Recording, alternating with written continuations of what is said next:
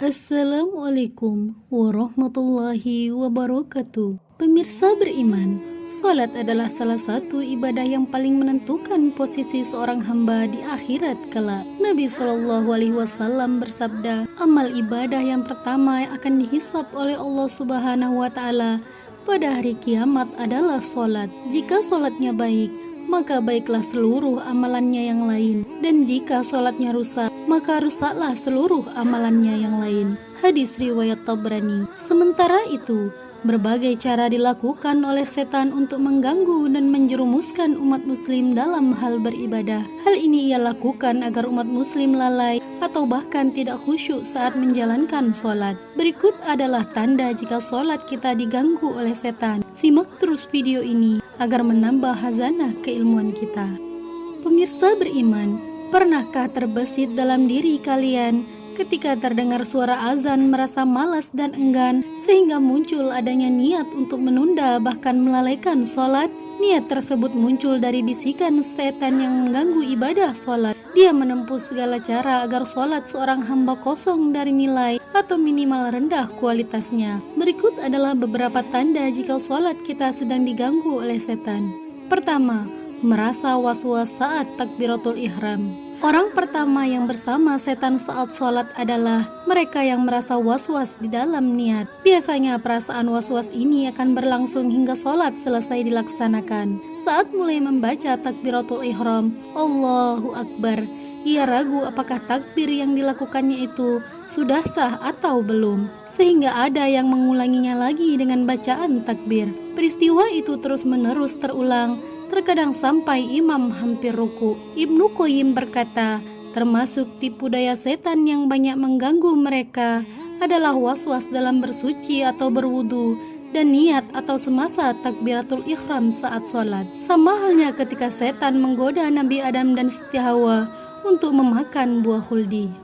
Allah Subhanahu wa Ta'ala berfirman dalam Quran surah Thaha ayat 120, kemudian setan membisikkan pikiran jahat was-was kepadanya dengan berkata, wahai Adam, maukah saya tunjukkan kepada kamu pohon huldi atau kekekalan, jalan dan kerajaan yang tidak binasa? Kedua, lupa rakaat sholat. Abu Hurairah berkata, sesungguhnya Rasulullah SAW telah bersabda, jika salah seorang dari kalian sholat, setan akan datang kepadanya untuk menggodanya sampai ia tidak tahu berapa rakaat yang ia telah lakukan. Apabila salah seorang dari kalian mengalami hal itu, hendaklah ia sujud 2 kali atau sujud sahwi semasa masih duduk dan sebelum salam. Setelah itu baru mengucapkan salam. Hadis riwayat Bukhari dan Muslim. Selain itu, setan akan membuat manusia mengingat hal-hal yang tadinya justru terlupakan. Rasulullah SAW bersabda, apabila dikumandangkan azan sholat, setan akan berlari seraya terkentut-kentut sampai ia tidak mendengar suara azan tersebut. Apabila muazin telah selesai azan, ia kembali lagi, dan jika iqamat dikumandangkan, ia berlari. Apabila telah selesai iqamat, dia kembali lagi. Ia akan selalu bersama orang yang sholat seraya berkata kepadanya, ingatlah apa yang tadinya tidak kamu ingat, sehingga orang tersebut tidak tahu berapa rakaat ia sholat. Hadis riwayat Bukhari. Ketiga, tergesa-gesa saat menjalankan sholat.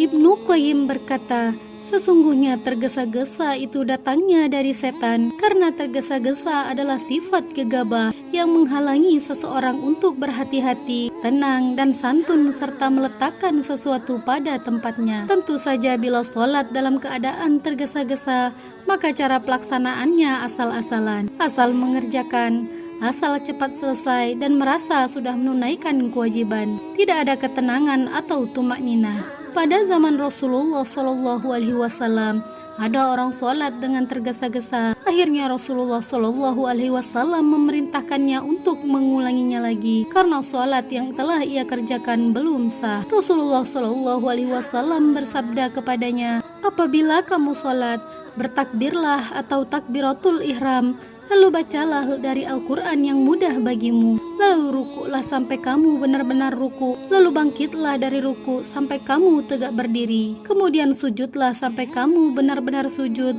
dan lakukanlah hal itu dalam setiap rakaat sholatmu. Hadis riwayat Bukhari dan Muslim. Keempat, masih memikirkan duniawi. Seringkali ketika sholat, sebagian dari kita mungkin teringat sesuatu hal atau mengingat hal-hal yang bersifat duniawi. Setan tidak akan membiarkan manusia sholat dengan khusyuk. Mereka dengan menghadirkan banyak pikiran di kepala manusia. Imam Hanafi semasa hidup didatangi seseorang yang lupa meletakkan sesuatu barang. Imam Hanafi kemudian menyuruhnya untuk sholat dengan khusyuk sepanjang malam dan berdoa kepada Allah Subhanahu wa Ta'ala agar barang yang hilang dapat ditemukan. Saat menjalankan perintah tersebut, ternyata baru setengah malam saja orang yang kehilangan barang tadi bisa mengingat di mana ia meletakkan barangnya. Keesokan harinya, seseorang itu bertanya kepada Imam Hanafi mengapa demikian. Imam kemudian menjawab bahwa setan tidak akan senang apabila seorang hamba khusyuk dalam sholatnya, sehingga setan akan membuatnya mengingat apa yang ia lupakan.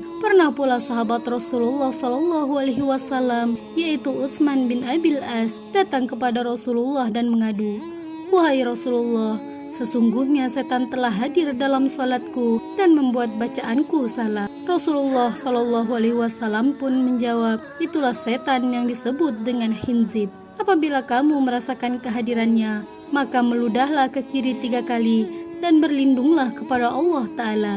Aku pun melakukan hal itu dan Allah menghilangkan gangguan itu dariku." Hadis riwayat Muslim. Pemirsa beriman, apalagi pekerjaan setan selain menggoda manusia di bumi ini? Karena setan tidak akan berhenti menggoda manusia sampai hari kiamat tiba, maka kita harus benar-benar membentengi hati kita dengan iman agar tak tergoda oleh bujuk rayu setan. Hal-hal tadi adalah beberapa gangguan setan saat kita sedang sholat. Mudah-mudahan kita termasuk ke dalam orang-orang yang khusyuk. Amin, Allahumma amin. Wallahu a'lam bishawab. Pemirsa beriman, dukung channel ini agar terus dapat menebar manfaat dengan cara klik like, subscribe, dan share. Wassalamualaikum warahmatullahi wabarakatuh.